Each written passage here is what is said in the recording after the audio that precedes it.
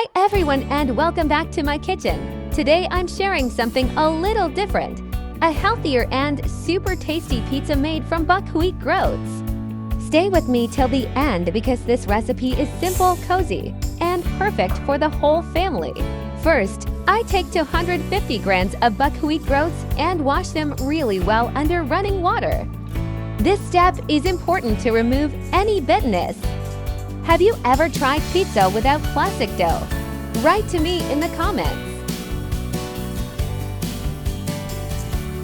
Then I add the buckwheat groats into a pan and sprinkle in some Mediterranean herbs.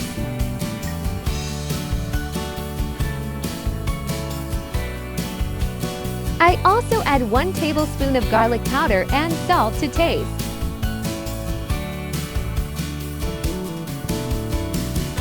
Now I pour in water and let everything cook for about 10 to 15 minutes. I actually wanted to cook a little bit more, so it becomes nice and soft. While the buckwheat is cooking, let me show you something really sweet. My cat sweetheart Ursula and Lily are all together on the couch, relaxing and enjoying their little nap. They are living their best life right now. Moments like these remind me to slow down and enjoy the little things. Now let's slowly go back to the recipe. I take a clean bowl and crack in 5 eggs, one by one. This will help our buckwheat base bind nicely and give it a soft but stable texture. Then I add 3 tablespoons of tapioca flour. Tapioca flour works great here because it helps everything come together and makes the base slightly elastic. If you don't have tapioca flour at home, don't worry at all. You can easily replace it with cornstarch, and it will still work perfectly fine.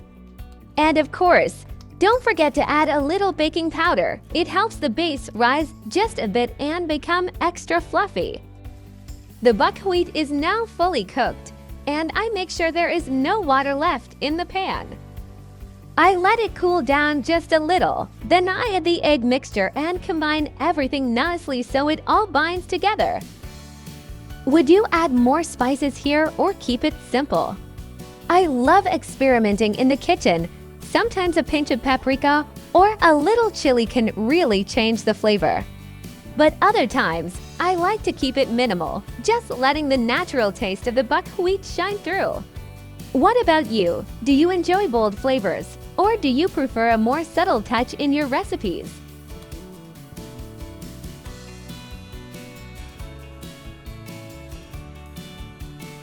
I place baking paper on a baking tray and spread the mixture evenly across the paper. I like to make sure it's smooth and level, so it cooks evenly in the oven.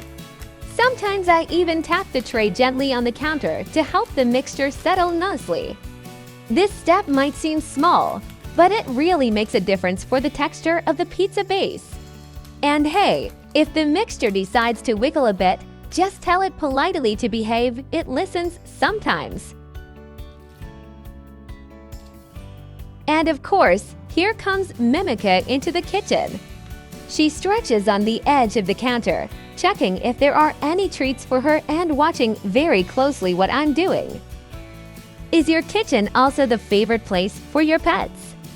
Aren't they just the cutest? I can't get enough of their little paws and curious eyes. Now back to the pizza. I spread tomato paste evenly with a spoon, making sure every corner is covered. I like to take my time here because an even layer of tomato really makes the flavors come together. Sometimes I even let it sit for a few seconds and take a deep breath. The smell of fresh tomatoes is just irresistible. Don't rush this step. It's the foundation for a delicious pizza. I sprinkle some oregano on top, just enough to give the pizza that classic Italian aroma. I love how a little sprinkle of herbs can completely lift the flavor. It's amazing how something so simple makes such a difference. Now, onto the mushrooms. I slice them carefully and spread them evenly across the pizza. I like adding mushrooms because they bring a nice earthy flavor and a little texture that makes every bite interesting. Next, slice by slice, I add smoked ham. I like to lay each piece carefully so it covers the base evenly, not too crowded, but with enough overlap so every bite has that smoky, savory note. The thin slices will crisp slightly in the oven and release a lovely aroma that pairs perfectly with the mushrooms and cheese. Take your time arranging them. A neat pattern makes the pizza look as good as it tastes. Would you add more ham or keep it light?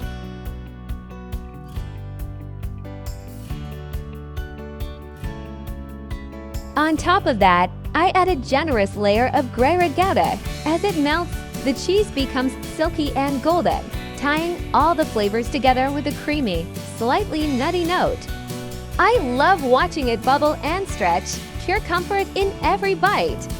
Would you go for extra cheese or keep it modest? Then I add a whole ball of mozzarella on top, nice and proud, and a few olives for that salty little contrast. Because mozzarella deserves to shine, and olives always know how to add a bit of character. I bake everything at 180 degrees Celsius, which is about 356 degrees Fahrenheit, until the cheese is perfectly melted and beautifully golden. And here it is, the pizza is done. It smells amazing and tastes absolutely delicious.